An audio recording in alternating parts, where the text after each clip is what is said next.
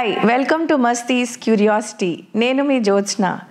ఈరోజు మనతో ఉన్నారు ఆస్ట్రో అకల్ట్ సైంటిస్ట్ వద్దాది రవికుమార్ గారు. నమస్కారం సార్. నమస్తే మేడం. ఎలా ఉన్నారు? చాలా బాగున్నానండి.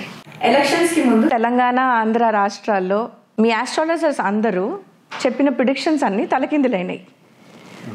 సో దానికి మీ అభిప్రాయం ఏంటి?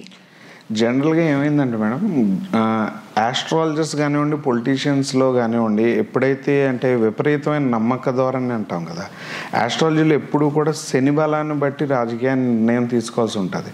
ఆస్ట్రాలజర్స్ ఏంటంటే వాళ్ళ యొక్క వ్యక్తిగత బలాల మీద నిర్ణయాలు అనేవి తీసుకొని ఒక పార్టీని కానివ్వండి, ఒక వ్యక్తి ఫాలోయింగ్ని కానీ ఇష్టపడుతూ చెప్పారు. దానికి మెయిన్ వచ్చేసి ఎప్పుడైతే సాటర్న్ స్ట్రాంగ్నెస్ ఉంటుందో ఆటోమేటిక్గా రివర్స్ అవుతుంది. ఇప్పుడు మీరు చాలా వరకు గమనించినట్టయితే అంటే ఒక పొలిటికల్ సర్వే ఎలాగుందో సేమ్ ఆస్ట్రాలజర్స్ కూడా అలాగే ప్రవర్తించారు. ఓకే. జనరల్గా నేను ఈ రీసెర్చ్లో ఉన్నప్పుడు నా ఫస్ట్ వీడియో వచ్చేసి ఒక ఏపీలో 2 సీఎంలు వస్తారు, 2 రూల్ చేస్తారని ప్రెడిక్ట్ చేశాను. ఏంటంటే నేచర్, అంటే ఇప్పుడు మన సాయిల్కున్న నేచర్ బట్టి ఎలాంటి వ్యక్తులు పాలిస్తారు, ఎలాంటి సర్కమ్స్టాన్స్ ఉంటుంది అనేది మనం గమనించి చెప్పాల్సి ఉంటుంది. బట్ ఆస్ట్రాలజీలో ఏంటంటే సబ్జెక్ట్ ఎప్పుడు ఫెయిల్ అవ్వదు. ఎందుకంటే సబ్జెక్ట్ ఎప్పుడు ఫెయిల్ అవ్వదు, ఆస్ట్రాలజర్స్ ఫెయిల్ అయ్యారు.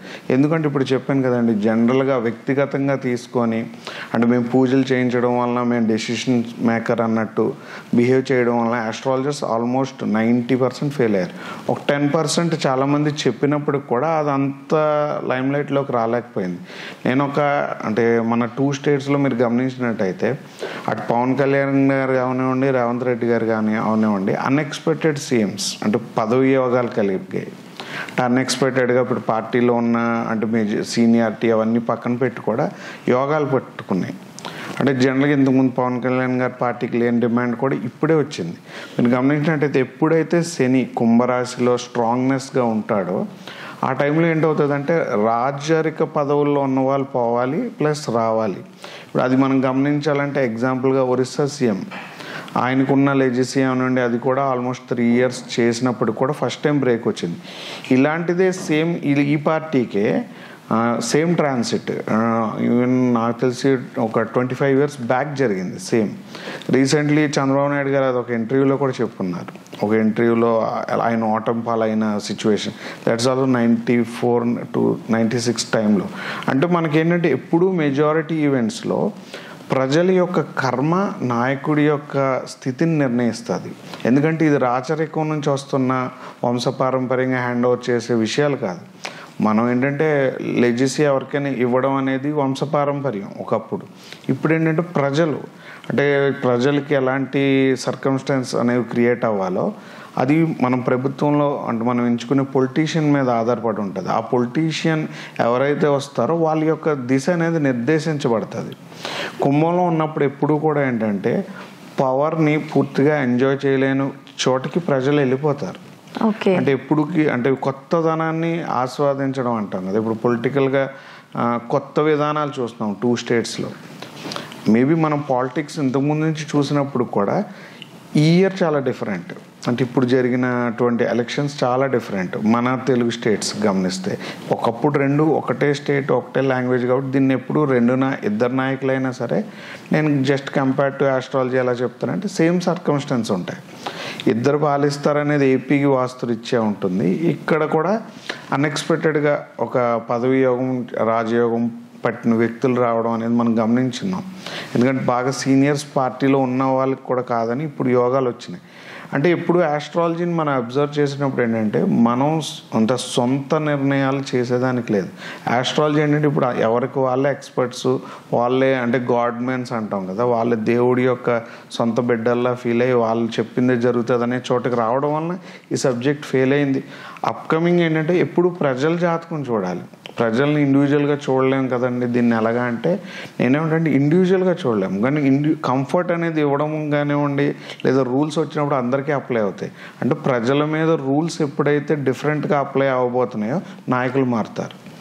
ఆ సర్కమ్స్టాన్స్ని మనం మళ్ళీ సర్దిద్దుకోవడానికి దానికి కూడా ఓ 5 ఇయర్స్ పట్టుద్ది. అంటే 2 times ఆఫ్ సాటర్న్ ట్రాన్సిట్.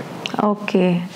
జనరల్గా లాస్ట్ టైం ఎలక్షన్స్లో ఆస్ట్రాలజర్స్ ఫెయిల్ అవ్వడానికి కారణం ఏంటంటే మేడం, శని బలాన్ని గురుబలాన్ని అసలు ఎస్టిమేషన్ వేయకుండా వ్యక్తిగతంగా చెప్పుకున్నారు. అంటే ప్రిడిక్షన్ పార్ట్లో ఎలాగ చెప్తారంటే గురుబలం మిస్గైడ్ అయినట్టు. అంటే గురుబలం అంటే ఎస్టిమేషన్ వేసేవాళ్ళు, ఎక్స్పెక్ట్ చేసేవాళ్ళు, సర్వీస్ చేసేవాళ్ళు, వాళ్ళు ఎస్టిమేషన్స్ రాంగ్ అయినాయి. వాళ్ళు రాంగ్ అవ్వడానికి కారణం ఏంటంటే శని యొక్క గోచారం. దాన్ని యాక్చువల్గా ఎవరు పట్టించుకోలేదు.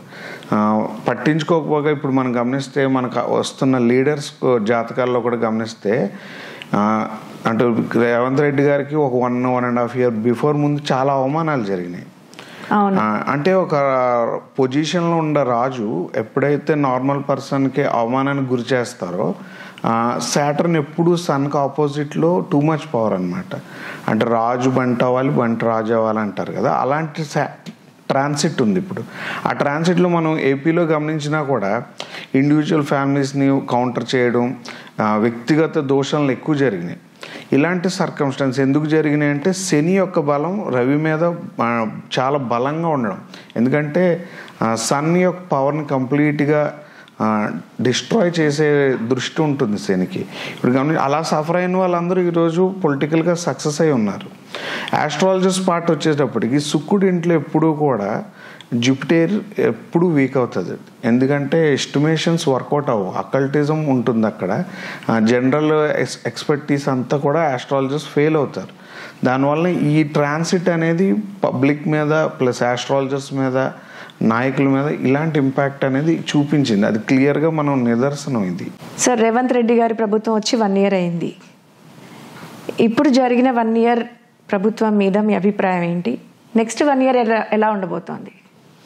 జనరల్గా మనం ఇప్పుడు ఈ 1 year మీరు గమనించినట్టయితే చాలా వరకు అంటే ఇన్ఫ్రాస్ట్రక్చరల్ మార్పులు అనేవి ఎక్కువ తీసుకురావడానికి ప్రయత్నిస్తున్నారు. మీరు గమనించినట్టయితే అంటే ఓల్డ్ రూల్స్ అన్నీ ఇక్కడ బ్రేక్ అవుతాయండి. ఆస్ట్రాలజికల్గా మనం ఎలా చెప్తామంటే ఇప్పుడు మీరు 1 yearలో గమనించినట్టయితే ఇప్పుడు కొన్ని ప్రక్షాళనలు చేపట్టే విధానం ఇవన్నీ కూడా మనం గవర్నమెంట్లో చూస్తూ ఉన్నాం. అలాగే ఇప్పుడు ఏంటంటే సిస్టమ్ మొత్తం మారుతుంది అన్నాను కదండి. ఇప్పుడు మన సాటర్న్ ట్రాన్సిట్లో సిస్టమ్ మొత్తం మారుతుంది.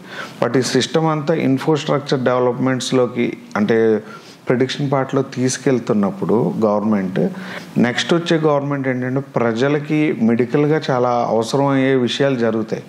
వాటి విషయంలో కొద్దిగా గవర్నమెంట్ అప్కమింగ్ 1 yearలో కొద్దిగా ఫెయిల్ అయ్యే అవకాశం ఎక్కువ ఉంటుంది. ఎందుకంటే ఇది ఇన్ఫ్రాస్ట్రక్చర్ టైం కాదు, ఆస్ట్రాలజీలో ఇది ఇన్ఫ్రాస్ట్రక్చర్ టైం కాదు. ఇప్పుడు మనం 1 yearలో చూసామనుకోండి, ఆల్మోస్ట్ మనం ఒక ఇన్ఫ్రాస్ట్రక్చర్ కోసం కొన్ని చేంజెస్ కానివ్వండి, లేకపోతే కొన్ని నిర్ణయాలు తీసి చాలా అంటే ల్యాండ్కి రిలేటెడ్గా, రివర్స్కి రిలేటెడ్గా వెళ్తా చాలా మంది ఒక పెయిన్ ఉంది అందులో. ఇప్పుడు హైడ్రా ఒకటి కొత్తగా వచ్చింది. హైడ్రా అంటే అనే మాట అనలేక హైడ్రా ఇప్పుడు ఇష్యూస్ చూస్తే చాలా మంది పెయిన్ ఉంది. అంటే జనరల్గా జ్యోతిష్యం పాయింట్ ఆఫ్ వ్యూలో ఏంటంటే కొన్ని మార్పులు చేసినప్పుడు కొన్ని పెయిన్స్ అనేవి ఉండడం కామన్. బట్ ఇక్కడ ఎప్పుడైతే శని యొక్క ట్రాన్సిట్ మారుతుందో మార్చ్లో, ఎప్పుడైతే మారిన దగ్గర నుంచి ఎగ్జాక్ట్గా ఒక 6 months 7 monthsలో ఏంటంటే గవర్నమెంట్ యొక్క స్ట్రాటజీస్ మారుతాయి. అది ఎలాగా అంటే ఇప్పుడు మీకు హైదరాబాద్లో ఇప్పటివరకు మనం ఏదైతే ఇన్ఫ్రాస్ట్రక్చర్గా చూస్తున్నామో ఇన్ఫ్రాస్ట్రక్చర్ అవసరం లేకుండా వేరే అవసరాలు అంటే ప్రజల యొక్క సర్కమ్స్టాన్స్ మారిపోతాయి. అంటే ఫండ్ మిస్యూటిలైజేషన్ అంటారు కదా, అలాంటి విషయాల మీద ఎక్కువ గవర్నమెంట్ సఫర్ అయ్యే రోజులు ఉన్నాయి. మేబీ సెంట్రల్ నుంచి ఇబ్బంది పడవచ్చు, లేకపోతే మేబీ ఇప్పుడు రీసెంట్గా చూడాలంటే అదానీ గారు వచ్చినట్టు వచ్చి మళ్ళీ వెనక్కి వెళ్ళాల్సి వచ్చింది. ఇప్పుడు ఇలాంటి సర్కమ్స్టాన్స్ హింట్ వైజ్ ఉన్నది. నెక్స్ట్ అప్కమింగ్ 6 monthsలో ఇలాంటివి జరుగుతాయి. మేబీ వచ్చిన ఫండ్స్ మిస్యూటిలైజ్ అవ్వచ్చు, లేదా రాంగ్ వేలో ఏదైనా డెసిషన్ మేకింగ్ తప్పు జరగవచ్చు. ఆ తప్పు వలన ఇబ్బంది ప్రజలు పడతారు, నాయకులు కాదు. బట్ ఏంటంటే గవర్నమెంట్ ప్రజల యొక్క టైం పార్ట్ని ఫుల్ఫిల్ చేయడానికి కొద్దిగా ఇబ్బంది పడుతుందని చెప్తారు అప్కమింగ్లో. ఇప్పుడు 1 yearలో మనం చూసినామంటే మెజారిటీ ఆఫ్ చేంజెస్ జరుగుతున్నాయి. ఒక 10 years నుంచి ఉన్న వాటిని చేంజ్ చేస్తా అప్కమింగ్ ఒక విజన్తో వర్క్ చేసే మూమెంట్స్ అన్నీ ఇప్పుడు ఉన్నాయి. ఆస్ట్రాలజీలో ఏం చెప్తారంటే మన విజన్ ఎంత ఇది ఉన్నప్పటికి కూడా తినేవాడికి యోగం లేనప్పుడు పెట్టేవాడికి దేవుడైనా సరే తీసుకోలేం. అలాగా నాయకుడి యొక్క జాతకాన్ని ప్రజలతో ఇప్పుడు ముడిపెట్టినట్టయితే రాబోయే 8 నెలలు చాలా క్రూషియల్గా ఉంటుంది. అంటే ఎలాంటి మార్పులు అంటే ఫ్రూట్ చేతిలో ఉండొచ్చు కానీ మౌత్కి అందదు అంటారు కదా, చేతిలో ఉన్నది నోటికి అందదు. అలాంటి సర్కమ్స్టాన్స్ గవర్నమెంట్ ఫేస్ చేయాల్సి ఉంటుంది. దాన్ని కొద్దిగా మెడికల్గా ప్రజల ఆరోగ్యం అనండి లేకపోతే ఏమైనా హెల్త్ ఇష్యూస్గా మెజారిటీగా ఇబ్బంది ఉంటుంది. ప్లస్ ఇక్కడ ఏమైనా ఇన్వెస్ట్ చేసిన కంపెనీస్ కూడా మేబీ సమ్ స్కామ్స్లో ఉండి మేబీ ప్రాజెక్ట్స్ అనేవి మధ్యలో ఆగే అవకాశం ఎక్కువ ఉంటుంది. సో మరి ఇప్పుడు మనం ఆంధ్ర తీసుకుంటే ఆంధ్ర గవర్నమెంట్ వచ్చి 6 months అయింది. సో ఆంధ్ర గవర్నమెంట్ మీద మీ అభిప్రాయం ఏంటి? ఫ్యూచర్ ఎలా ఉండబోతుంది? మీకు ఆల్మోస్ట్ ఇక్కడ ఉన్న సర్కమ్స్టెన్స్ అక్కడ ఒక రిలేటెడ్గా ఒకటి చెప్తా. ఆంధ్ర గవర్నమెంట్ కొద్ది షేక్ అయింది, సేమ్ రివర్ రిలేటెడ్ ఏరియాలోనే షేక్ అయింది. అంటే మనం చెప్పాలంటే వరదలనండి. ఇప్పుడు సైన్స్ ఒకటే, వాస్తురీత్యా వేరు. అంటే హైదరాబాద్ వాస్తు డిఫరెంట్. ఇప్పుడు ఆంధ్రాలో మీరు గమనించినట్టయితే జనరల్గా ఇప్పుడు కాకినాడ ఏరియాలో డిప్యూటీ సీఎం గారు ఉంటున్నారు, నదీ ప్రాంతంలో మన చంద్రబాబు నాయుడు గారు ఉంటున్నారు. ఇప్పుడు ఆల్ సర్కమ్స్టాన్స్లో గమనించినట్టయితే ఏపీలో ఫండ్ మిస్యూటిలైజేషన్ జరుగుద్ది. అంటే బ్యాంకింగ్ అనండి లేదా ఇన్ఫ్రాస్ట్రక్చర్ వర్క్స్ ఏవైతే ఉన్నాయో ఫౌండేషన్ పడ్డాక ఇబ్బందులు వస్తాయి. ఫౌండేషన్ వర్క్స్ అంటాం కదా, అవి స్టార్ట్ అయిన 6 monthsలో గవర్నమెంట్కి కొద్దిగా ఇబ్బందులు వస్తాయి. మేబీ పార్టీలో డిస్టర్బెన్సెస్ అంటారు. ఎందుకంటే ఇద్దరు నాయకులు ఉన్నారు, మూడో వాళ్ళకి ఒక అవకాశం ఉంటుంది. అంటే లోకేష్ గారికి ఒక ఛాన్స్ ఉంటుంది, ఆయన జాతకరీత్యా. ప్లస్ ఇప్పుడు ఏదైనా మోడిఫికేషన్ జరిగే విషయాలు జరుగుతాయి అప్కమింగ్ 8 months to 9 months ఎగ్జాక్ట్గా ఈవెంట్స్ అనేవి మనం చూడొచ్చు. ఎందుకంటే చిన్న తేడా ఉంటుందండి. మెజారిటీ ఏంటంటే ఇక్కడ ఉండే వాస్తు చంద్ర శుక్రుల వాస్తు, అక్కడ జూపిటర్ అండ్ మెర్క్యూరీ. అక్కడ ఏమైనా డాక్యుమెంట్ బ్యాంక్స్కి సంబంధించి ఇన్వెస్ట్మెంట్స్లో అక్కడ ఫౌండేషన్ అనేది అవుతుంది. ఎందుకంటే ఇప్పుడు ఆల్మోస్ట్ ఏపీకి ఫస్ట్ టైం క్యాపిటల్ నిర్మించడం అంటే it's not an normal issue. ఎందుకంటే వాస్తురీత్యా ఆ ప్లేస్ కొద్దిగా యాంటీ ప్లేస్ నాకు తెలిసి. ఎందుకంటే దాని ఫౌండేషన్స్ ఇప్పటికి 2-3 times కూడా పడినప్పుడు ఇబ్బందులు వచ్చాయి. ఎందుకంటే అమరావతి రిలేటెడ్ టు బౌద్ధ మతానికి రిలేటెడ్ అయిన ప్లేస్ అది కొద్దిగా తెలుగుదేశం పార్టీకి యాంటీ అనమాట. అక్కడ ఫౌండేషన్స్ పడ్డాక చూడాలి. సో ఇప్పుడు మరి ఆంధ్రాలో చూసుకుంటే ఈ గవర్నమెంట్ వచ్చిన తర్వాత చాలా మందికి ఉద్యోగ అవకాశాలు వస్తాయని ఆశలు చాలా ఉన్నాయి. సో ఇండస్ట్రీస్ ఇంకా కంపెనీస్ ఎలా గ్రో అవుతాయి అంటారు అక్కడ? ఇప్పుడు ఇన్వెస్ట్మెంట్స్ వస్తాయండి. ఇన్వెస్ట్మెంట్స్ అంటే కార్యరూపం దాల్చలేవు. ఎందుకంటే టైం పోర్టల్ అలాంటిది. ఇప్పుడు out of the time portal ఏమీ చేయలేమని ఇందాకలు ఎందుకంటున్నానంటే maybe we can get it అండి, బట్ అది ఇన్ఫ్రాస్ట్రక్చర్గా సక్సెస్ చేయలేము. ఎందుకు ఆ మాట యాజ్ ఏ ఆస్ట్రాలజర్ అంత గట్టిగా చెప్తానంటే మీకు శని బలం ఎప్పుడైతే లేదో కన్స్ట్రక్షన్ అనేది మొదలవదు. ఇప్పుడు ఒక జనరల్ కామన్ ఆడియన్గా మనం ఏంటంటే మీనరాశి నుంచి మేషరాశి వరకు శని కంప్లీట్గా వీక్గా ఉండే ప్లాన్ టైం. అంటే ఆల్మోస్ట్ కాలబలం లేనప్పుడు మీరు ఏం చేయలేరు. హ్యూజ్గా ఒక చోట ఫండ్ వచ్చినా కొన్ని ఇష్యూస్ వల్ల, అంటే ఇప్పుడు మనం ఎలా చెప్తామంటే మన రీసెంట్గా అదానీ గారిది ఇష్యూ రైజ్ అయింది. చాలా చోట్ల ఆయన పెట్టాల్సిన ఇన్వెస్ట్మెంట్లు తీసుకోవడానికి భయపడుతున్నారు, అతనితో వర్క్ చేయడానికి కొన్ని గవర్నమెంట్స్ భయపడుతున్నాయి. ఇప్పుడు ఏం జరుగుతుందని పక్కన పెట్టి ఫండ్స్ ఎందుకు ఆగిపోయినాయి అనౌన్స్ చేసిన తర్వాత? ఇప్పుడు అలాగా ఇప్పుడు ఇష్యూస్ కూడా ఎలా ఉంటుందంటే ఫండ్స్ ఇన్ఫ్రాస్ట్రక్చర్స్ అన్నీ అనౌన్స్మెంట్స్ అయిపోతాయి, వర్క్ స్టార్ట్ అవుతాయి, కంప్లీట్ అవ్వవు. ఆల్మోస్ట్ కంప్లీట్ అవ్వాలంటే నెక్స్ట్ ఎలక్షన్ కంప్లీట్ అవ్వాల్సిందే. ఎందుకంటే అప్కమింగ్ 8 monthsలో నేను చెప్పేది కూడా అంతే.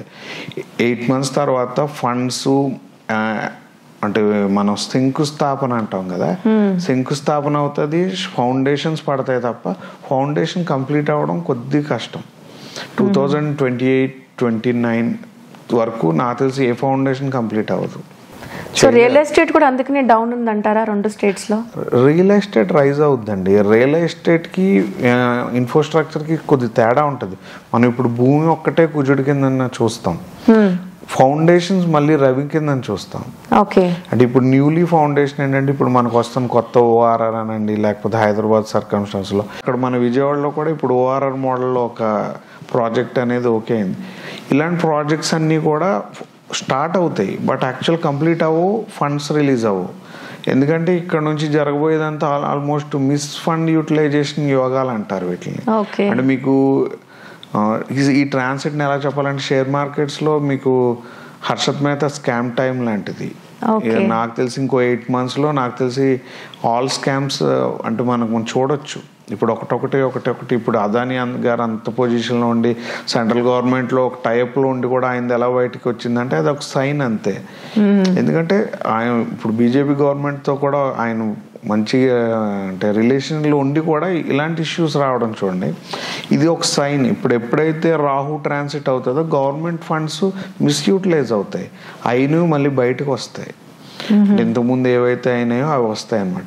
అన్ని ఇన్ఫ్రాస్ట్రక్చర్లో ఆగిపోతాయని చెప్తారు. క్లియర్ కట్ ఆస్ట్రాలజీలో ఏంటంటే 1000% ఇన్ఫ్రాస్ట్రక్చర్ పడుతుంది, ఫౌండేషన్ పడుతుంది తప్ప కంప్లీట్ అవ్వదు. ఫండ్స్ మిస్యూటిలైజ్ అవుద్ది. తినడానికి అది రిలీజ్ అవ్వకపోవచ్చు. లేదు ఏదైనా ఫైనాన్షియల్ నిర్ణయాలు సెంట్రల్ నుంచి కానీ కూడా పాజిటివ్ వేలో రావు. అంటే పాజిటివ్ వే అంటే ఏదైనా ఒక ఇష్యూ వచ్చి దేశం కొద్దిగా అల్లకల్లంలో అయ్యే టైం అనుకోండి, ఆటోమేటిక్గా ఫండ్స్ మిస్యూటిలైజ్ అవుద్ది. అందులో ఇంకోటి ఏంటంటే రేపు మార్చి తర్వాత ఆల్మోస్ట్ ఫైనాన్షియల్గా ఇండియా సఫర్ అవుద్ది. సో జీడిపి ఎకనామిక్ గ్రోత్ అంతా పడిపోద్ది. ఓకే, అది డెఫినెట్గా జరిగే తీరే ఇష్యూ. అది మేబీ ఇట్ టేక్స్ 1.5 years అంతే. ఓకే, సో అంటే ఇప్పుడు జాబ్స్ కానీ ఎంప్లాయ్మెంట్ ఇన్వెస్ట్మెంట్స్ అన్నీ స్తంభిస్తాయి. ప్లస్ ప్రజల్లో ఒక డిఫరెంట్ థీరీ మొదలవుద్దండి. అంటే ఇప్పుడు మనం చూడండి, ప్రతి దానికి ఒక టైం ఉంటుంది. అది ఎలా అంటే ఒకసారి ఐటీకి, ఒకసారి మెడికల్కి, ఒకసారి జనరల్గా అదర్ అంటే బిజినెస్లకి, అలాగే ఒక టైం ఉంటుంది కదా. ఇప్పుడు అంతా మెడికల్ ఇండస్ట్రీకి టైం అనమాట. ఇన్ఫ్రాస్ట్రక్చర్స్ ఎవరు ఏం చేయలేరు. అప్కమింగ్ ప్రజలకు వచ్చే సఫరింగ్స్ అన్నీ కూడా అట్టే ఉంటాయి. మెడికల్ అనండి, లేకపోతే కొన్ని రకాలైన అంటే యుద్ధ వాతావరణం అంటాం కదండి, ప్రజల్లో ఒక రకమైన తిరుగుబాటు ఉంటుంది. అంటే వెక్సేషన్ అని చెప్పరు, లైక్ కొత్త తరమైన ప్రజలు పుట్టబోతున్నారంటారు. వీళ్ళు ఇప్పుడు పుట్టే వాళ్ళు 12 years వరకు మారరు. మన ఐడియాలజీస్ మారిపోతున్నాయని చెప్పాలి. ఇంక ప్రజలంటే మనతో కలిపి మన ఐడియాలజీ కంప్లీట్గా మారిపోయే టైం మార్చి. ఆ మార్చి నుంచి చూసుకున్నట్టయితే అంత మిస్యూటిలైజ్ అవుతాయి. సో ఇప్పటి వరకు 2 states గురించి ప్రిడిక్షన్ చెప్పారు, మరి మన సెంట్రల్ గవర్నమెంట్ పరిస్థితి ఏమంటారు? ఇప్పుడు సెంట్రల్ గవర్నమెంట్ అన్నట్టు మనం ఇండియాలో ఉన్న అన్ని ప్లేస్లను చూస్తూ చెప్పాల్సింది అది. అంటే ప్రిడిక్షన్ మీకు ఎలా చెప్పాలంటే, ఉగ్రవాద చర్యల వలన, మత గొడవల వలన సెంట్రల్ గవర్నమెంట్ ఇబ్బంది పడే రోజులు అప్కమింగ్ 1 yearలో. మీకు ఇదేంటంటే మతపరంగా అని చెప్పండి, లేకపోతే ఉగ్రవాద చర్యలు అంటాం కదా, ఏమైనా యాంటీ సోషల్ ఎలిమెంట్స్ బాగా యాక్టివ్గా వర్క్ చేసే టైం. మీకు ఇప్పుడు చెప్పాలంటే ఇలాంటి ట్రాన్సిట్లోనే దావుద్ ఇబ్రహీం పుట్టారు. ఇప్పుడు విష్ణు టైం అనేది ఎలాగ అనౌన్స్మెంట్ అవుతుందో, రానున్న రోజుల్లో బ్లాస్ట్ల వలన గవర్నమెంట్కి షేక్ అవుతుంది ఇన్వెస్ట్మెంట్స్ అది కూడా. దానివల్ల మీకు ఎలా చెప్తానంటే, కొన్ని స్కామ్స్ అన్నాను కదా, దానికి బాధ్యత కూడా గవర్నమెంట్ వహించాల్సిన విషయాలు కొన్ని బయటకు వస్తాయి. అవి ఏంటంటే అప్కమింగ్ 1 yearలో జరుగుతాయి. ఎందుకంటే గవర్నమెంట్ కొద్దిగా గడ్డుగాలం అని చెప్తాను. అంటే అంత ఫేవరబుల్గా ఉండదు అని చెప్పడానికి డౌట్ లేదు. ఎందుకంటే నేను రాముడు ప్రాణ ప్రతిష్ఠ టైంలో కూడా చెప్పాను, బీజేపీకి కొద్దిగా బ్యాడ్ ఈవెంట్ జరుగుతుంది ఈ ప్రాణ ప్రతిష్ఠ తర్వాత. నాకు తెలిసి ఆస్ట్రాలజీలో ఎవరో ఆ రీసెర్చ్ చేయలేదు. నేను అది చెప్పిన తర్వాత ఈ రోజు మీరు గమనించినట్టయితే ఆల్మోస్ట్ మత యుద్ధం జరుగుతానే ఉంది. ఈవెన్ ప్రాణ ప్రతిష్ఠ డేట్ నుంచి చూడండి, మీరు బ్యాక్కి వెళ్ళి ఈవెన్ ఆన్లైన్లో చెక్ చేసినా కూడా ఇది గవర్నమెంట్ మీద చాలా ఇంపాక్ట్ తేబోతుంది. దీని నుంచి ఆల్మోస్ట్ అదర్ ఈవెంట్స్ కూడా యాక్టివేట్ అయినట్టు. అంటే ఇప్పుడు ఉగ్రవాద చర్యలు అనండి, లేదంటే ఇప్పుడు చెప్పిన వాటి వలన ఇన్కమ్ ఇన్వెస్ట్ చేసే ఇండియాలో వచ్చే ఇన్వెస్ట్మెంట్స్ కూడా స్తంభిస్తాయి. మిషనరీ ఫండ్స్ వస్తాయి. ఇంకా వచ్చాయంటే కొద్దిగా గవర్నమెంట్కి అంత ఫేవరబుల్ టైం అని చెప్పరు. సెంట్రల్లో కొద్దిగా గవర్నమెంట్ అదర్ ఇష్యూస్తో, అంటే army related, war related, unexpected social బ్లాస్ట్లు జరిగే వాటి వల్ల సఫర్ అవుతుంది కంట్రీ 1 yearలో. ఫైనాన్షియల్గా కూడా కొన్ని సపోర్ట్స్ కోల్పోతాం మనం ఇండియా. అంటే ఇంటర్నేషనల్ సపోర్ట్స్ అంటారా? డెఫినెట్గా ఇంటర్నేషనల్ సపోర్ట్స్ కోల్పోతాం. అంటే ఇప్పుడు ట్రంప్ వచ్చాడు ఇంటర్నేషనల్ ఫ్రంట్లో, మనం చూసుకుంటే దాని ప్రభావం ఇండియా మీద ఎలా ఉండబోతుంది? 1000% నెగిటివ్గా ఉంటుందండి. స్టార్టింగ్ 6 months ఫేవర్గా ఉంటుంది, తర్వాత కొద్ది నెగిటివ్ ఆస్పెక్ట్స్ ఉంటుంది. ఎందుకంటే జనరల్గా మన ఇండియాకి అమెరికన్ దీనికి కంపేర్ చేసి ఒక ఆస్ట్రాలజీ చెప్పాల్సి వస్తే అమెరికా ఎప్పుడు వరకు లేని కొన్ని రూల్స్ని అమెండ్మెంట్ చేస్తుంది జనవరి ఫిబ్రవరి. అందులో కొద్దిగా ఇండియన్స్కి అంత ఫేవరబుల్గా ఉండదు. అది మార్చి నుంచి ఆ సఫరింగ్ అంటాం. ఎందుకంటే చాలామంది ఇండియా వెనక్కి వచ్చేవచ్చు, ఇండియా నుంచి అంటే స్వదేశం రావడం అంటారు కదా, అది ఎక్కువ జరుగుతుంది అప్కమింగ్ 2 yearsలో. ఎందుకంటే మీన రాశిలో ఎప్పుడైతే శని ఉంటాడో డెఫినెట్గా ఇతర దేశాల్లో ఉన్న చాలామంది వెనక్కి వస్తారు. నాకు తెలిసి చదువుకోవడానికి వెళ్ళే వాళ్ళు కూడా తగ్గే సంవత్సరం ఇది 2025. ఇది ఎంతకాలం ఉందంటారు? 2.5 years ఉంటుంది. 2.5 years. దీని ఇంపాక్ట్ 2.5 years ఉంటుంది డెఫినెట్గా. సో అయితే అది మన ఎకనామిక్ జీడిపికి చాలా దెబ్బతింది. చాలా దెబ్బతింది ఉంటుందండి. ఎందుకంటే ఇండియాని చూసి కొద్దిగా అంటే ఇన్వెస్టర్స్ పార్ట్ ప్లస్ కొన్ని సపోర్ట్స్ మనం కోల్పోతాం. అలాంటి నిర్ణయాలు మోడీ గారు నాకు తెలిసి జనవరి టు మార్చ్ తీసుకుంటారు. ఆ నిర్ణయాల వలనండి లేకపోతే అమెరికాలో వచ్చే చేంజెస్ వలన అంటే ఇండియన్స్ ఎన్ఆర్ఐస్కి ఇబ్బంది అండి. మన ఇండియన్స్ ఎవరైతే ఉన్నారో వాళ్ళకి ఇబ్బంది, స్టడీ చేస్తున్న వాళ్ళకి గ్యారంటీ ఇబ్బంది. ఓకే, మరి జాబ్స్ పరంగా ఇంకా అసలు స్టాగ్నెంట్ అయిపోతాయి. ఎప్పుడు ఏది అంతరించిపోదండి, పర్సంటేజ్ తగ్గుతుంది. పర్సంటేజ్ అంటే ఇప్పుడు 100లో 70-80 జరిగితే ఇట్స్ వర్కింగ్, 20-30 జరిగితే అది వర్కింగ్ అని చెప్పరు. ఇప్పుడు నేను చెప్పినట్టు మొత్తం అంతా మారిపోదు. ఇప్పుడు పర్సంటేజ్ ఉంటుంది. ఇప్పుడు ఆస్ట్రాలజీ ఏంటంటే యోగం అయిన వాళ్ళు 20 మంది ఉంటే యోగం లేని వాళ్ళు 80 మంది ఉంటారు. 80 మందికి జాతకం నిజం అవుద్ది, ఈ 20%కి అవ్వదు. అవడం అంటే వీళ్ళు పుట్టిందే దానికోసం. వీళ్ళ జాతకాలు అంటే నేచర్ ఎఫెక్ట్ చేయదు వీళ్ళకి. ఒక 5 వర్షంలో తడిసామనుకోండి, 2 జలుబు రావచ్చు, జ్వరం రావచ్చు, చచ్చిపోవచ్చు.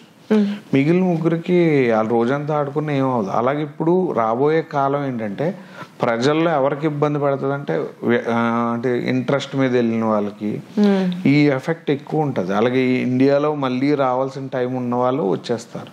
ఓకే, అంటే తర్వాత ఎప్పుడో రావాల్సిన వాళ్ళు దిస్ ఇస్ ద టైం వాళ్ళు వచ్చేస్తారు. కొద్దిగా కెరియర్ అన్ఎక్స్పెక్టెడ్గా మారిపోతుంది చాలా మందికి.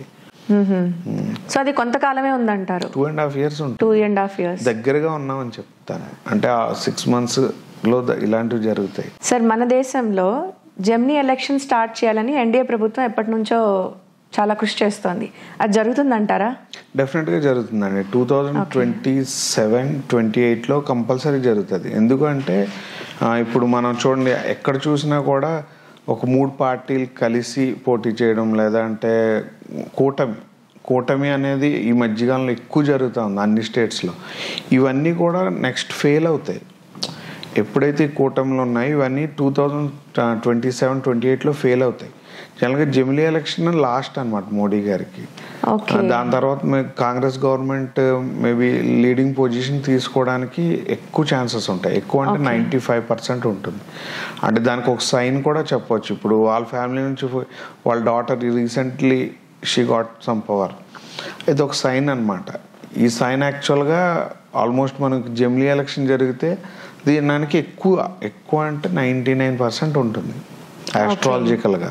ఎందుకు ఆస్ట్రాలజికల్గా ఉంటుందంటే నేను మీకు చెప్పాను కదా, జనాల యొక్క నిర్ణయం నాయకులకి ఇంకా పట్టదు, ఇంకా అది అవ్వదు కూడా.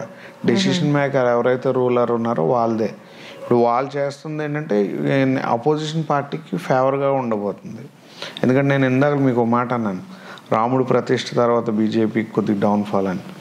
అది ఇప్పుడు వర్తిస్తుంది. ఇప్పుడు ఈ నిర్ణయం వల్ల మేబీ ఎవరైతే కూటమిని ఎక్కువ ఫాలో అవుతా ఉన్నారో వాళ్ళు కొన్ని చోట్ల ఫెయిల్ అయ్యి ఆల్మోస్ట్ సింగిల్ పార్టీయర్గా వచ్చేది ఎక్కువ ఉంటుంది. అంటే మనకి నేషనల్ రూలర్ మారుతారు అని చెప్తారు ఆ ట్రాన్సిట్లో.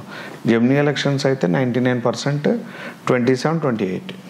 ఎందుకంటే ఏపీకి మధ్యంతరం వస్తుంది అనే మాట కూడా నాది ఉంది ప్రిడిక్షన్లో. ఆ ఛాన్సెస్ కూడా 99% సపోర్టివ్గా ఉంటుంది. చాలామంది ఫిల్మ్ స్టార్స్ పొలిటికల్ ఫీల్డ్లోకి వచ్చిన వాళ్ళు ఉన్నారు, ఫెయిల్ అయ్యారు, సక్సెస్ కూడా అయ్యారు. సో ఇప్పుడు అప్కమింగ్ స్టార్స్కి ఏదైనా అవకాశం ఉందంటారా? వాళ్ళ ఫ్యూచర్ ఎలా ఉండబోతుంది? డెఫినెట్గా ఇది టైమేనండి. అందులో ఎగ్జాంపుల్గా చూడాలంటే విజయ్ గారు ఈ మధ్యనే పార్టీ పెట్టారు, పవన్ కళ్యాణ్ గారు కూడా రూలింగ్లో ఉన్నారు. అంటే జనరల్గా అప్కమింగ్ మనం చెప్పుకోవాలంటే ఇప్పుడు అన్ఎక్స్పెక్టెడ్గా రాహుబలం మీద వచ్చిన వాళ్ళు ఉంటారు. అంటే ఈ 5 yearsలో మనం కొత్త పార్టీస్ చూడొచ్చు. నేను ఒక ఎగ్జాంపుల్గా చెప్పాలి మీకు ఎలాగంటే ఒక ప్రిడిక్షన్ చెప్తా. అప్కమింగ్లో లేడీ యాక్టర్స్ పొలిటిక్స్లోకి వస్తారు. ఓకే. ఇది మేబీ నెక్స్ట్ ఇయర్ ఎండింగ్, ఆ నెక్స్ట్ ఇయర్కి లేడీ పొలిటీషియన్స్ అంటాను. వాళ్ళు ఫిల్మ్ బ్యాక్గ్రౌండ్ నుంచి వస్తారు. కంగనా రనౌత్ లాగానా? నవనీత్ కౌర్ ఇలాగ ఉన్నారు కదా, వాళ్ళు ఎక్కువ వస్తారు. వాళ్ళు వచ్చే టైం కూడా ఇది. జనరల్గా ఇప్పుడు మనం మెయిల్ చూస్తున్నాం. ఇప్పుడు విజయ్ గారిని మనం చాలామంది మెయిల్ స్టార్స్ వచ్చి రూల్ చేయడం చూస్తున్నాం. బట్ ఇప్పుడు అప్కమింగ్ టైం ఎలాంటిదంటే ఫీమేల్ యాక్టర్స్ ఎవరైనా లేడీస్ ఉన్నారో అంటే సెంట్రల్ నుంచి ఇక్కడ వరకు కూడా వాళ్ళు మన పొజిషన్లోకి అంటే రాజకీయాల్లోకి వచ్చి రూల్ చేసే టైం. ఆస్ట్రాలజికల్గా మనం ఎలా చెప్తామంటే ఎవరైనా లేడీ ఫిల్మ్ స్టార్స్కి రాబోయే రోజుల్లో పదవి యోగాలు పట్టబోతున్నాయి. అదైతే ఖచ్చితంగా చెప్తాను. లేడీస్ వస్తారు, సక్సెస్ అవుతారు. ఎవరైతే మెయిల్ వస్తారో మేబీ 50% సక్సెస్ ఉంటుంది, 50% సక్సెస్ ఉండకపోవచ్చు. ఎగ్జాంపుల్గా చెప్పాలంటే రజనీకాంత్ గారు వచ్చారు. రజనీకాంత్ గారు వచ్చిన టైము సేమ్ ఈ ట్రాన్సిటే. లాస్ట్ టైం ఇదే టైంకి మన కమల్ హాసన్ గారు కూడా పార్టీ పెట్టి కొద్దిగా ఫెయిల్ అయ్యారు. ప్రకాష్ రాజ్ గారు కూడా కొద్దిగా ఇందులో వర్క్ చేసి ఆయన ఫెయిల్ అయ్యారు పొలిటికల్. ఇప్పుడు అలా గమనిస్తే ఇప్పుడున్న టైంలో లేడీస్ వస్తారు, వాళ్ళు సక్సెస్ అవుతారు. కొద్ది మెయిల్స్ 50-50గా ఉండిపోవచ్చు లేదా వెనక్కి వెళ్ళిపోవచ్చు. సక్సెస్ రేషియో తక్కువ ఉంటుంది. నెక్స్ట్ ఎలక్షన్కి వాళ్ళు పుంజుకునే విధానం వాళ్ళ వ్యక్తిగత జాతకాల మీద ఆధారపడి ఉంటుంది. ఎందుకంటే పబ్లిక్ అటెన్షన్ అనేది వాళ్ళకి ఇంపార్టెంట్ కదా. కొన్ని పదవుల వరకు నిమిత్తం అయిపోవచ్చు, కానీ లేడీస్ ఎవరైనా ఫిల్మ్ ఇండస్ట్రీలో డెఫినెట్గా రూల్ చేస్తారు. మేబీ కొన్ని స్టేట్స్ సీఎంస్ కూడా అయ్యే అవకాశాలు ఉన్నాయి లేడీస్కి. ఆ టైం అయితే ముందు ఉంది. మనం లేడీ ఫిల్మ్ స్టార్స్ పొలిటికల్గా ఎంట్రీలో రావడం అనేది మనం చూస్తాం ముందు. ఎందుకంటే నాకు తెలిసి ఈ కైండ్ ఆఫ్ రీసెర్చ్ ఇదే ఫస్ట్ టైం. ఇందులో డెఫినెట్గా మనం చూస్తాం. ఈ అప్కమింగ్ 1.5 ఇయర్లో పాలిటిక్స్ని టచ్ చేస్తున్నటువంటి హీరోయిన్స్ని ఎక్కువ చూస్తాం. సో జనరల్గా ఈ ఓటీటీ మీద మీ ప్రిడిక్షన్స్ ఎలాంటివి ప్రభావం ఉంటాయంటారు? జనరల్గా ఓటీటీ ప్లాట్ఫామ్ని, యూట్యూబ్ని, ఇప్పుడు సోషల్ మీడియాని మనం జనరల్గా ఆస్ట్రాలజీ పాయింట్ ఆఫ్ వ్యూలో రాబోయే రోజుల్లో ఎలాంటివంటే అన్క్వాలిటీ కంటెంట్స్ అన్నీ కూడా పోతాయండి. ఇప్పుడు ఓటీటీ ప్లాట్ఫామ్ చూసినట్టయితే ఆల్మోస్ట్ ఇప్పుడు థియేటర్కి వెళ్ళే ఆడియన్స్ తగ్గారు. అవును. దానికి తగ్గడానికి మనం ఇప్పుడు గమనించినట్టయితే ఇంట్లో కూర్చొని చూడడానికి ఆ విజువలైజేషన్కి అలవాటు పడిపోయారు. దానివల్ల పబ్లిక్లో రావడం అనేది ఇబ్బంది అయింది. ఇప్పుడు మెజారిటీగా ఓటీటీని కానీ ఏదైనా హోల్డ్ చేసే పరిస్థితి ఉండదు రాబోయే రోజుల్లో. ఆస్ట్రాలజికల్ పాయింట్లో ఎలాగవుతుందంటే హ్యూజ్ కంటెంట్ ఎప్పుడైనా వచ్చినప్పుడు అన్క్వాలిటీ విషయాలన్నిటిని కూడా ప్రజలు విసిగిపోతారంటారు. ఇప్పుడు ఓటీటీ ప్లాట్ఫామ్స్లో ఏంటంటే అన్క్వాలిటీగా ఉండే విషయాలన్నీ ఆగిపోయే రోజులు. అంటే ఇప్పుడు మీకు ఎలాగంటే చిన్న బడ్జెట్ మూవీస్ని కూడా ఓటీటీ తీసుకొని ఎంకరేజ్ చేసే రోజులు ఉన్నాయి. అంటే ఇప్పుడు వరకు వస్తూ ఉన్నాయి. బట్ అప్కమింగ్లో ఏంటంటే చిన్న వాటిని ఓటీటీలో ఎక్కువ రిస్ట్రిక్ట్ చేస్తుంది. రిస్ట్రిక్ట్ చేసి అంటే మ్యాక్సిమం చిన్న వాటిని రాకుండా మెజారిటీ ఉన్న వాటి మీదకే అంటే మార్కెట్ని తీసుకొచ్చే ప్రయత్నం డెఫినెట్గా జరుగుతుంది. ఆ ఇంపాక్ట్ యూట్యూబ్ మీద కూడా ఉంటుంది. యూట్యూబ్లో కూడా ఏంటంటే నార్మల్ కంటెంట్స్ ఉంటాయి చూసారా, అలాంటి కంటెంట్స్ అన్నీ పోతాయి. అండ్ ఇండిపెండెంట్ కంటెంట్స్ అంటారు కదా, అవి పోయి బ్రాడ్కాస్టింగ్ మోడల్లో ఇప్పుడు చేస్తున్నారు. అంటే ఇంటర్వ్యూస్ కానివ్వండి, ఇవన్నీ కూడా నాలెడ్జబుల్ ఇంటర్వ్యూస్, ఇలాంటి వాటికి ఎక్కువ ప్రయారిటీస్ ఉంటాయి. లైక్ న్యూస్ ఛానల్స్ ఉంటాయి, బ్రాడ్కాస్టింగ్ మోడల్ ఉంటుంది తప్ప మిగిలిన కంటెంట్స్ అన్నిటిని కూడా యూట్యూబ్ రెస్ట్రిక్ట్ చేస్తుంది లేదా ఫైనాన్షియల్ స్కేల్లో వచ్చేసి తగ్గిస్తుంది. అది ఆల్మోస్ట్ యూట్యూబ్లో స్టార్ట్ అయ్యింది. ఇప్పుడు ఓటీటీ ప్లాట్ఫామ్లో ఏమవుతుందంటే ఇప్పటివరకు ప్రతి మూవీని ఎంకరేజ్ చేసే ఓటీటీ సడన్గా రెస్ట్రిక్షన్ చేయడం మొదలు పెడుతుంది. అంటే కాస్టింగ్ చూడడం మొదలు పెడుతుంది. కాస్టింగ్ చూడడం అంటే బడ్జెట్ బాగా ఓటీటీ మీద కూడా ఖర్చు పెట్టే విధానం ఉంటేనే ఓటీటీలోకి వస్తాయి. అంటే చాలా వరకు చిన్న సినిమాలకి స్తంభించే కాలం అని చెప్తాను. అంటే ఇప్పుడు లాస్ట్ 7.5 yearsలో కూడా చిన్న మూవీస్ అన్నీ ఓటీటీలోకి వచ్చి అట్లీస్ట్ ప్రూవ్ చేసుకున్నారు. ఇప్పుడు ఆ ప్రూవ్ చేసుకునే టైం ఉండదు. చూడండి, షార్ట్ ఫిల్మ్స్ కూడా చాలా వైరల్ అయిన డేస్ లాస్ట్ 5 yearsలో. బట్ ఇంక చూడరు, చూసినా ఎంకరేజ్మెంట్ దొరకదు. అలాంటి టైం అనేది టైం పార్ట్లో అప్కమింగ్ 3 monthsలో స్టార్ట్ అవుతుంది. అంటే కంటెంట్ నచ్చకపోవడం అనండి, లేకపోతే క్వాలిటీ తగ్గడం అనండి, లేదా మార్కెట్ డిస్టర్బెన్స్లోకి రావడం అనండి, ఈ మూడు కూడా అప్కమింగ్ డేస్లో చూస్తాం ఓటీటీలో. ఎందుకంటే జూపిటర్ ఎప్పుడైతే సైన్ చేంజ్ అవుతాడో ఆ impact maximum media and OTT TV industry మీద బాగా ఎక్కువ ప్రభావం చూపిస్తుంది. అంటే ఇప్పుడు ఈ ఓటీటీ స్టార్స్, యూట్యూబ్ స్టార్స్ వాళ్ళకి ఇంకా ఫర్దర్గా ఫ్యూచర్ ఉండదంటారా? ఉండదు. ఇప్పుడు మీరు చూడండి, టిక్టాక్తో ఉన్న వాళ్ళందరూ టిక్టాక్తో ఎలాగైతే వెళ్ళిపోయారో, ఇప్పుడు యూట్యూబ్లో ఉండే గైడ్లైన్స్ మాడిఫై జరిగినప్పుడు ఏంటంటే అన్వాంటెడ్ చెత్త ఏదైనా ఉందనుకోండి దాన్ని అంతా అంటే తీసేయడం మొదలు పెడతారు. ఇప్పుడు ఎప్పుడైతే తీయడం మొదలు పెడతారో మీకు ఏమవుతుందంటే ఆల్మోస్ట్ ఎవరు ఎలాగొచ్చారో అలాగే వెనక్కి వెళ్ళిపోవడం అంటారు. ఇప్పుడు అలాగే మన జనరల్ ప్రిడిక్షన్ పార్ట్లో ఒక వ్యక్తిగతంగా ప్రజల యొక్క మైండ్ సెట్ మారబోతుంది అనుకోండి. సాటర్న్ డైమెన్షన్ ఎప్పుడైతే మారుతుందో ప్రజల యొక్క పల్స్ మారుతుంది. పల్స్ మారినప్పుడు కూడా చూడరు. ఎప్పుడైతే చూడరు, గైడ్లైన్స్ మారుతాయో ఆటోమేటిక్గా ఇన్స్టెంట్ క్రియేటర్స్ అందరూ పోతారు. వాళ్ళందరి లైఫ్ కొద్దిగా ఏంటంటే ఎక్కడి నుంచి వచ్చారో అక్కడికి వెళ్ళిపోతూ ఉంటుంది. ఇప్పుడు యూట్యూబ్ రెవెన్యూలో కూడా చాలా మోడిఫికేషన్స్ వచ్చాయి, చాలామంది సఫర్ అవుతున్నారు. ఫ్యూచర్లో వేరే వేస్లో చూసుకోవాలన్నమాట. అలాగని ఏంటంటే యూట్యూబ్ రానున్న రోజుల్లో పెయిడ్ ప్రమోషన్స్ ఏవైతే ఇండివిజువల్ చేస్తున్నారో దాన్ని నాకు తెలిసి ఎంకరేజ్ చేయదు. దానికి కారణం ఇప్పుడు మన అంటే ట్రాన్సిట్లో ఫైనాన్షియల్ కండిషన్ చేంజెస్ అన్నాం.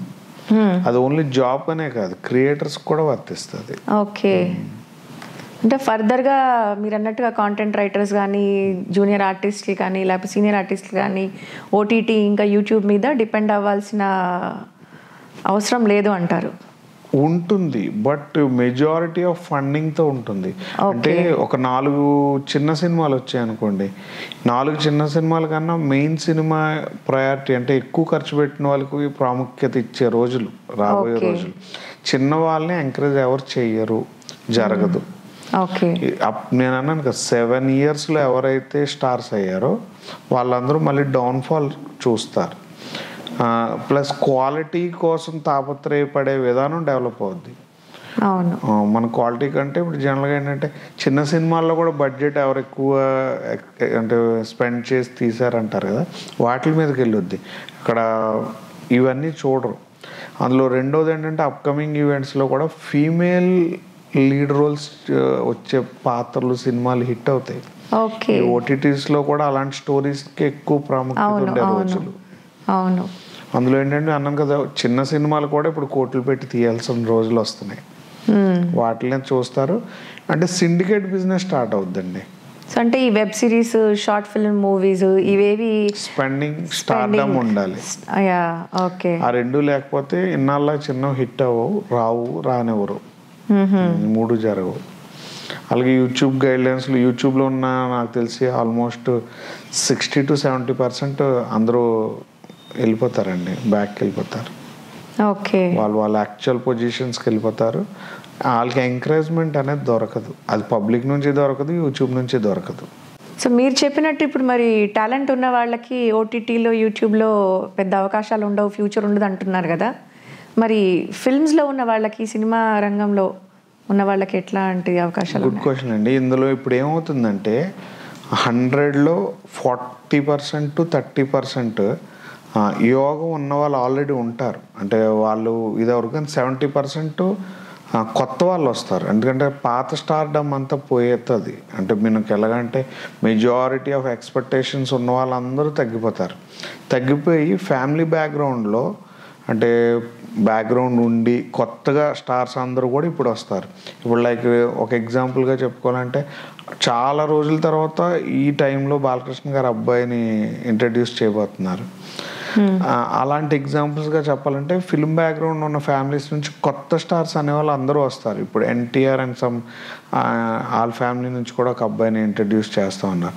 వాళ్ళు స్టార్స్ అయ్యే టైం. అంటే అలాంటి కొత్తగా వచ్చే వాళ్ళందరూ స్టార్స్ అయ్యే టైం. ఇప్పుడున్న స్టార్స్కి డిమాండ్ తగ్గుద్ది. 60 to 70% ఆల్మోస్ట్ అందరూ మీరు ఇప్పుడు అంటున్న టాలెంటెడ్ పీపుల్ అంతా వెనక్కి వెళ్తారు.